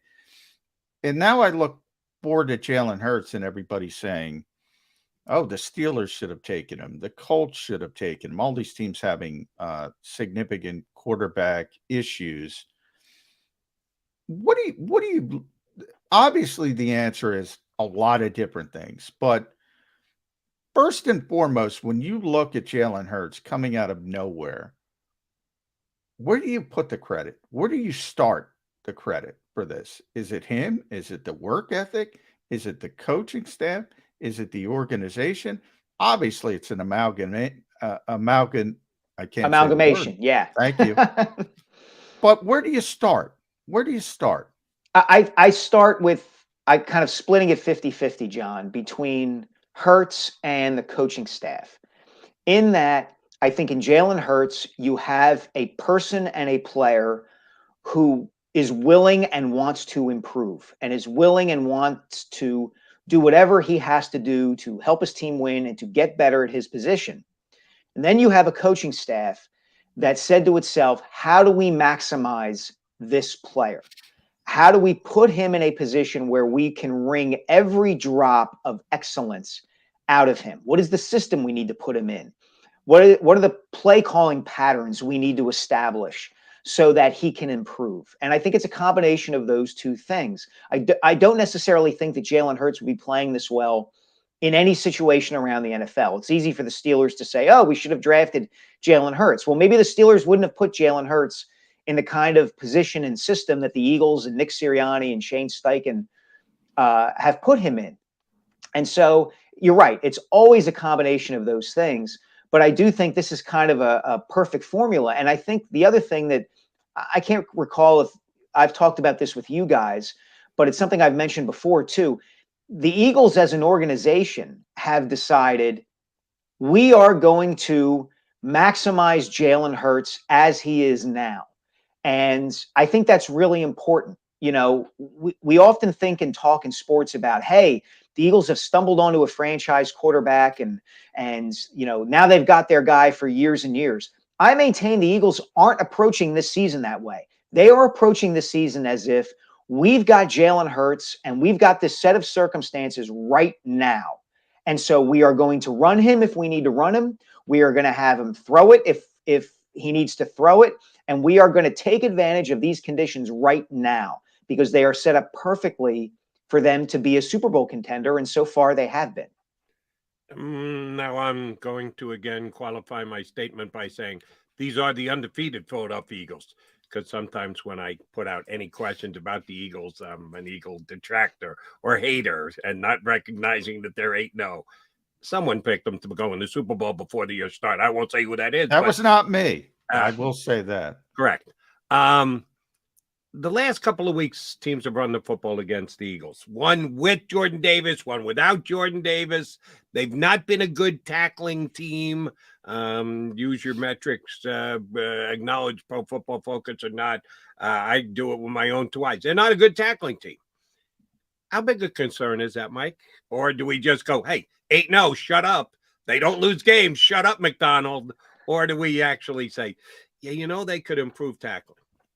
Well, first of all, we never say "shut up, McDonald." I mean that would be rude. Apparently, you don't look at the right hand of the side of the screen here. Yeah. We in Philadelphia are not rude, Jody. We are not rude. Ha ha ha. Wink wink. Yeah. No, I think it is a concern, and I think that if they run into the wrong kind of team on the wrong kind of day, then yeah, it could be a much bigger concern. Because you need the combination of the two things. The Eagles' pass defense has been really good. And so what you would have to have would be a team that just runs the ball down their throat for the entirety of the game. And then you'd have to have an opposing defense that can stifle or at least slow down the Eagles' offense, because the Eagles' offense has been terrific and nobody's been able to find a way to counteract what the Eagles have been doing. So you kind of have to have those two things working at once. The Eagles wouldn't be able to stop, I don't know, pick your running back, Jonathan Taylor next week, or whoever the Commanders might. A couple weeks from now. Yeah, Derrick Henry a couple weeks from now, or whoever the Commanders might be giving the ball to on Monday night. And then let's stay with Monday night for a second. That front seven of Washington, causes the Eagles some problems. And on a particular night, the Eagles struggle and maybe lose a game. So it is a concern in that regard. But the other part of it is they are eventually going to get Jordan Davis back. And Jonathan Gannon, after, that rough opening week against Detroit, has overseen a defense that's looked pretty good week after week after week, and will likely make an adjustment. So is it a concern insofar as they might lose a game because a team runs the ball down their throat? Yeah, that's a concern. But it's only a concern if you thought that they were really going to go 17-0, which I don't think anybody did. No. And is that really important, Mike, when you weigh the big picture of obviously the Lombardi Trophy is the goal, but I mean, there is a historic nature of being the first perfect team since the 72 Dolphins. If they reach 14-0, if they reach 15-0, and they have everything locked up as far as being the number one seed on the NFC side, should they go for 17-0? Yes, they should. They absolutely should. Andy Reid rested his starters in 2004 when the Eagles were 13-1. They were not 14-0. Jim Caldwell rested Peyton Manning and his starters in 2009 when they were 14-0, and they lost their last two games. And Caldwell justified it by saying, well, we need to rest the guys. We want to keep them healthy for the playoffs. Colts made it to the Super Bowl and lost to the Saints. So they ended up without the undefeated season and without the championship. You never know what's going to happen. Go for immortality. If the Eagles are 15-0 and have everything wrapped up, go for 17-0. Because you may not get it and you may not win the Super Bowl, but at least you tried. And, it would be an incredible accomplishment for them to go 17-0. John, one of the things I say to people often is when people talk about significant years in Philadelphia sports, you think of the Eagles winning the Super Bowl in 17 and 18. You think of the Phillies winning the World Series in 2008. You think of 1980 when all four of the major teams at the time reached the championship game or round, and only the Phillies won the World Series. I think of 2010. You know why? Because the Philadelphia Flyers came back from a 3-0 deficit in the second round, became only the third NHL team to ever do that, and then went on and made it to the Stanley Cup Finals. And Roy Halladay threw a no-hitter in the playoffs for the Phillies. Those are two things you rarely, if ever, see. And it made that year really, really memorable. And the fact that neither of those teams won a championship, yeah, it hurts, but you still had the memories of those amazing moments and accomplishments. So if the Eagles were to go 17-0, I think people would remember it here for a long time, even if they didn't win the Super Bowl. I appreciate your opinion, and I share your opinion. I'd like to see the Eagles go for history. Give me a percentage number that you think that's the way it'll actually play out. Not that we're jettisoning ahead to 15-0. We're not. Can't do that, by the way. We start with that as the premise that they're going 15-0, and then we have to figure out the last two games. Percentage chance the Eagles end up deciding to play it the way you and I would prefer. That's a good question, Jody. Because I'll give you my percentage chance. I would say it's better than average. I would say it's better than 50-50. I would say 2% chance. You think? You think they're going to rest everybody? Oh, by the actions that they've taken to this point, the way they handled preseason. No. Who's my favorite doctor on the Eagles? Arch Denoda. Arch Denoda will get the big heavy vote on this one, Mikey. No. They're all coming off the field. I think it's different if you get to 15-0. And I also think you have to take into consideration, what condition are they in at that time, right? Part of what informed Andy Reid's decision to sit his starters with a team 13-1 was that Terrell Owens had gotten hurt, right? And so the specter of if we lose another major player, we're really going to be in trouble was kind of looming over the team. So I would offer that caveat, right? If they're 15-0, but AJ Brown is hurt or Dallas Goedert is hurt and can't play, that's one thing. If they're 15-0 and rolling and everybody's healthy, well, you're going to get 2 weeks to rest between the end of the regular season and the first playoff game. I would go for it, and I would like to think that Nick Sirianni and Howie Roseman and Jeffrey Lurie would want to go for it too. Well, I don't think there's any question, and this is where I think the crux of it is, Mike. Nick Sirianni would want to go for 17-0. I don't think there's any question. So the real question is, would Howie Roseman and or Jeffrey Lurie mixed in say, you know what, it's not important. We got to do it this way. Okay, I will roll that dice with anybody, John, especially based on what the cameras caught Howie saying before that Thursday night game in Houston, when the one Eagles fan was giving him grief, and he said, I won you your only Super Bowl, bleep you. Yeah. You tell me Howie Roseman wouldn't want to go unbeaten and go 17-0? Come on. Well, good point. But he already put the emphasis on Super Bowl again. He wants to win your second Super Bowl. And that's why they pull guys, because you don't want to see A.J. Brown pull a hammy while he's out there in a game that's going to move the Eagles from 15-0 to either 16-0 or 15-1. I think they would take their chances, Jody. I really do. Yeah, Mike brings up a good point. I hadn't thought of it that way. It would be a feather in Howie Roseman's cap as well, not just Nick Sirianni. So that is a good point. And Howie is, Howie's got a chip on his shoulder because, and you saw it in that sort of viral video. John, not to interrupt, but anybody who was in the U.S. Bank Stadium locker room with the Eagles after Super Bowl 52 knows what a chip Howie Roseman has on his shoulder. Oh, yeah. Okay. Oh, yeah. And I'll just leave it at that. Yeah. Yeah. Understood. So then I got a question for both you guys. Why isn't he overruling Arch Denoda that the Eagles are pulling guys out of preseason games? Arch isn't making any decisions. And Jody, preseason games and week one aren't the same thing as 15-0, 16-0 going for NFL immortality. Okay. Yeah. God, please let it be true that you guys have the right read on this, because that's what I want to see. But I have a true fear that the Eagles will revert to, health is the most important thing. And are we going to get less of a Super Bowl parade if we win it at 18-2 than we will if we win at 20-0? Well, what you're going to get, Jody, is the 10 players or whatever the number was that were resting yesterday, they're Right. going to continue to rest all the way up through the Super Bowl if the Eagles make it that far. You know, I want to, you bring up Doug Peterson, Mike. You know, it was really quick, 2016, 2017. You know, people were saying, would Doug Peterson be one and done? Frank Reich, by the way, underreported story.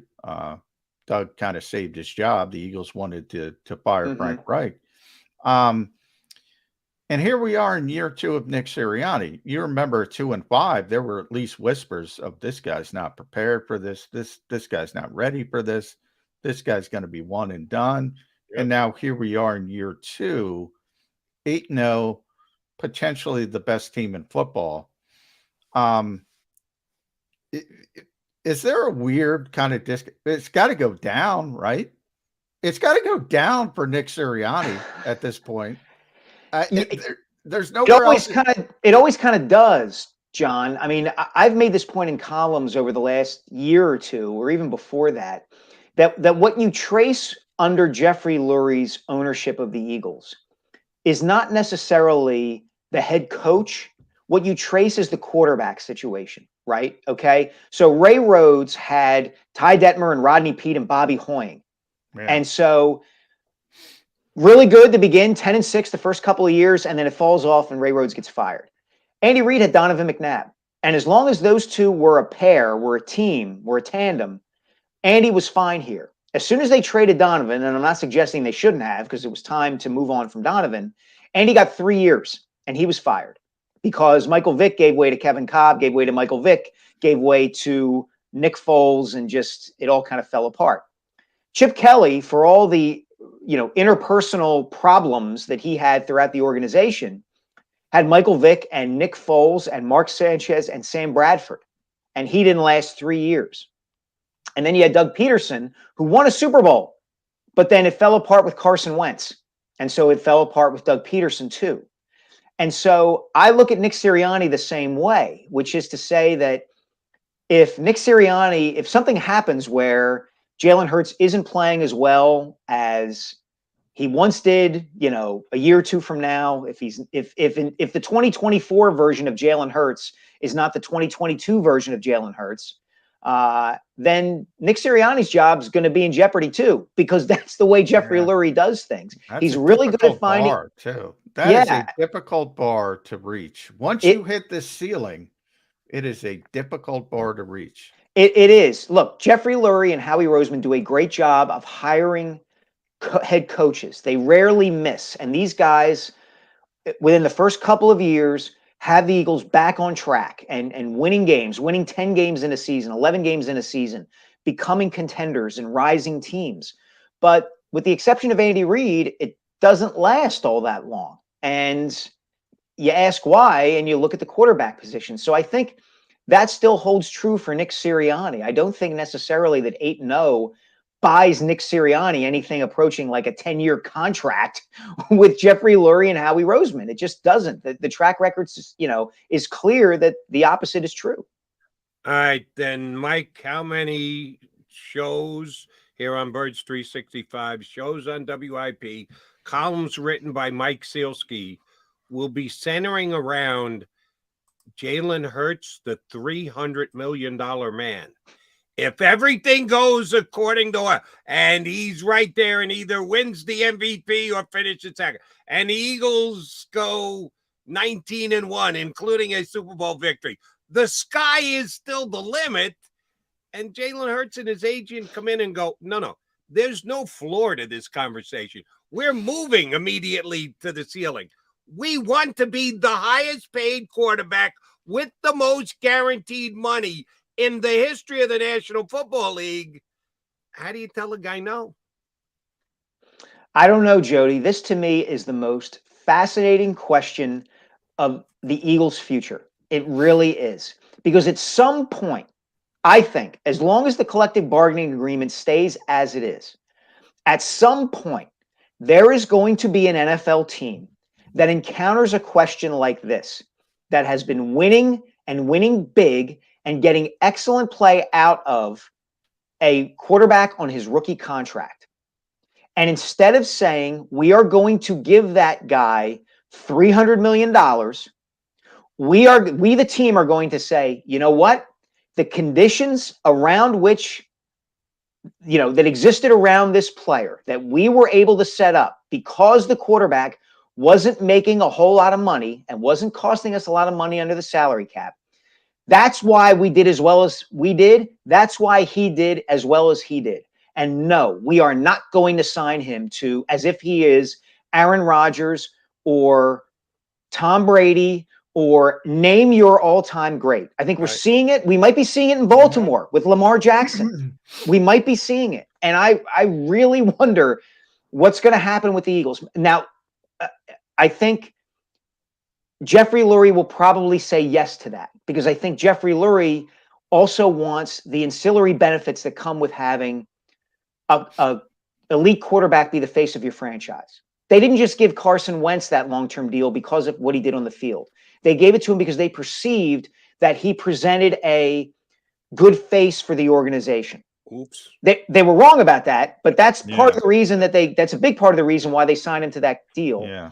I think they would still do the same thing with Jalen Hurts, but it doesn't necessarily mean that they're going to be Super Bowl contenders every year thereafter with Jalen Hurts in a $300 million contract. Yeah, I brought that up myself, Mike, many times over the years. It's sort of like a college-like atmosphere. Just roll it over every 4 years. And if you build up a program and you can build up a team, I just don't think it's possible at the pro level. You bring up Baltimore. No, they're trying to pay Lamar. Lamar's betting on himself. He just wants more. They want to pay him. The Eagles are going to pay Jalen Hurts. And then it becomes a different game. It becomes a different game. You have to build your roster differently. I've always been interested if somebody would show the courage to do what you were describing. I don't see anybody with that kind of courage to say, I'm going to take a player who's playing at an MVP level and let him walk because I just think it's too esoteric. I think the fan base would lose its mind. You could explain it to them and say exactly what you did. It makes a lot of sense. Right. You're building up this great roster, but you can't do that when you pay the quarterback. I just think it's too difficult at the professional level. Do you think somebody will have that courage? Yeah, and not only that, John, it goes to the latter point I made, which is that the owners of these teams want to make even billions of dollars more than they already make, and they want the status that comes with having the guy. Okay, Robert Kraft had Tom Brady, which made the Kansas City Chiefs have Patrick Mahomes.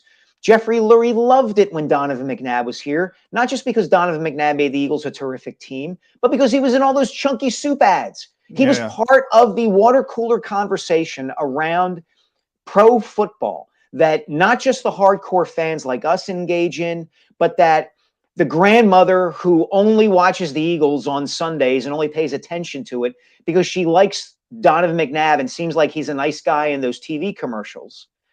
They want those people involved too. And there's a status and a prestige that comes with having that kind of quarterback. And so, yeah, I think you're right. I think they will sign Jalen Hurts. The question is, how good are they going to be once they do that? Right. And Jalen Hurts is going to be in a heck of a leverage position. And John, on your point about why hasn't this happened yet? Big part of it. One of your favorite phrases, startup costs. It's really nice conceptually. Well, we'll just plug in the next Jalen Hurts. We'll pick him out in the second round and we'll just plug. Well, number one, there's a little luck involved to get in the second round with that kind of talent. Number two, they did have to go through those 4 games with Carson Wentz. They did have to go through last year before they got to. So, oh, by the way, take 2 years for us to get back to the level that we're letting them walk away at. Yeah, Eagle fans are not going to be happy with that. Any team's fan base wouldn't be happy with that. All right, Mr. Sielski, Commanders Monday night, percentage chance the Eagles lose their first game. 5% chance. Yeah. I'm not a big Taylor Heineke guy. I'm not either. I think he's better than Wentz at this stage. I really do. Sadly. He will give Washington's receivers the chance to make some plays. Siriani said this yesterday, throw some 50-50 balls up there. I think Jonathan Gannon said it a couple days ago when I asked him about it. Heineke will give his receivers chances to make plays. And when you have guys like Terry McLaurin, McLaurin on the outside, they can do that, but they're not a good team. They're just not. And the Eagles are a really good team, and it's a Monday night at home. They should win, and they should win handily.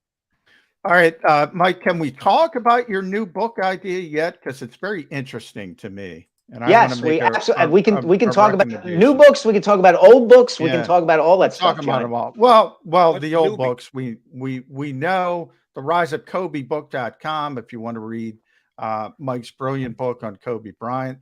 The next one that I'm interested in is the history of the slam dunk.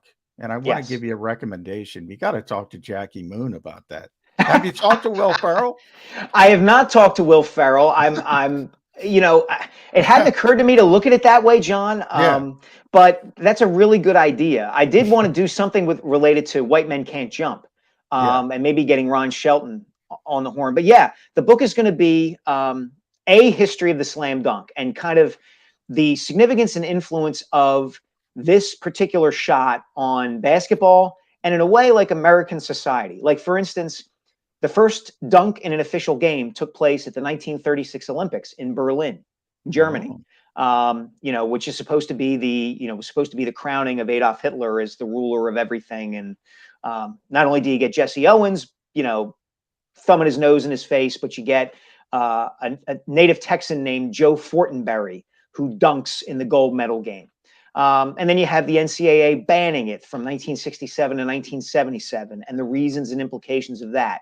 And you have Julius Erving and Michael Jordan and hundreds of guys who play on playgrounds in New York and Philadelphia, and the Rucker tournament and all the sociological kind of stuff that goes with the dunk and how it has influenced basketball over the years.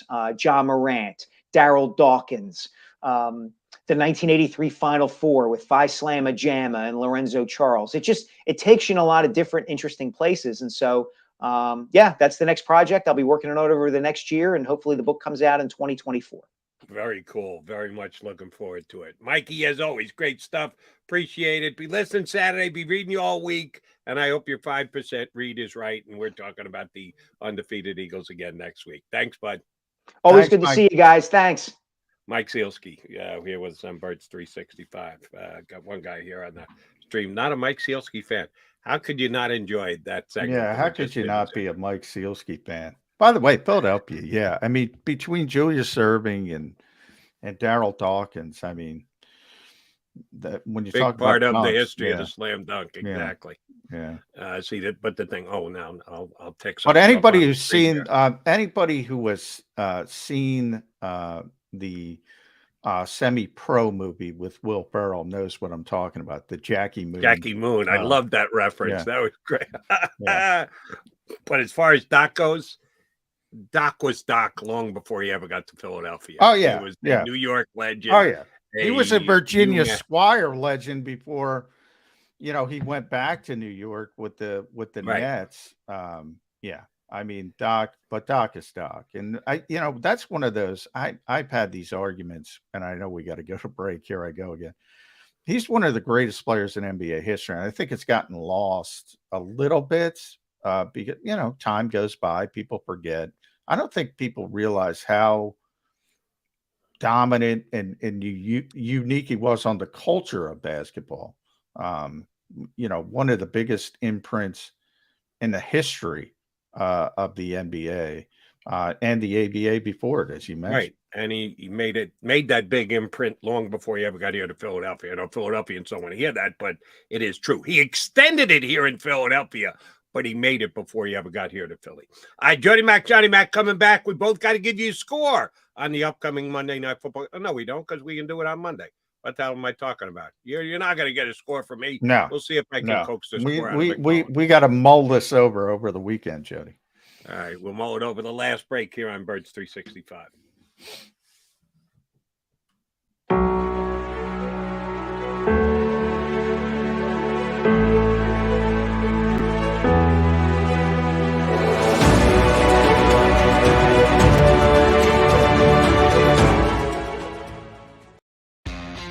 Go to get your game on. Go for the beers. Go for the cheers. Go for the hit and the hits. Go for the stakes and the stakes. Go to get your parlay on. Go to get your party on. Go for the scene. Go for the screens. Go for the gallery.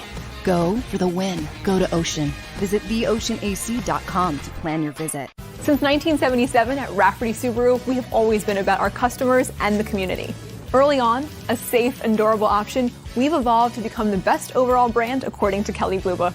Over the last 14 years, we've donated thousands of dollars through the Subaru Share the Love event and found homes for hundreds of pets. The Rafferty family is proud of our 45 years in business. This month, celebrate our anniversary with special financing on select models. Visit us and see why.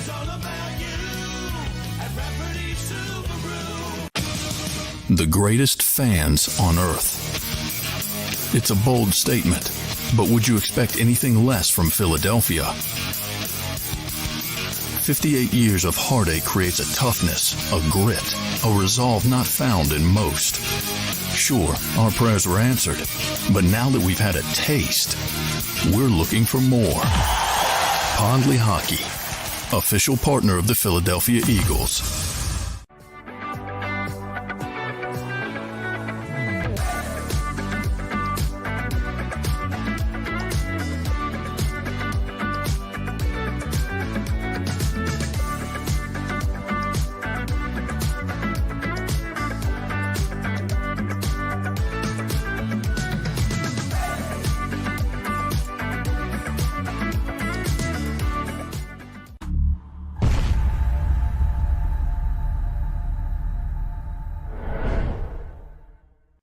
Welcome to Pondley Hockey. We've helped over 100,000 injured and disabled workers obtain benefits, as well as some of the biggest settlements in the state. If you've been injured at work, give Pondley Hockey a call.